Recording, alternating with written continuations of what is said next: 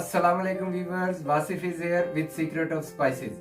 आज आपके लिए हेल्थी फूड में, हेल्थी ब्रेकफास्ट में बहुत ही ज़बरदस्त रेसिपी लेकर आया हूँ। हम बनाएंगे मकई की रोटी बगैर गूंदे और उसको हम सैलड और एवोकाडो के साथ मुख्तलिफ तरीके से प्रेजेंट करेंगे और हेल्थी ब्रेकफास्ट बच्चों को भी देंगे और खुद भी लेंगे। इसके लिए जो चाहिए मैं आपको बताता हूँ।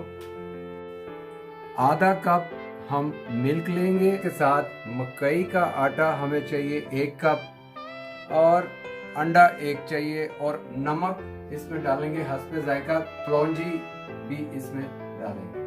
इसका हम लिक्विड तैयार करेंगे, इसकी डो नहीं बनाएंगे। फ्राई पैन में मैं आपको बताऊंगा इसको कैसे बनाना है। तो चलें शुरू करते हैं।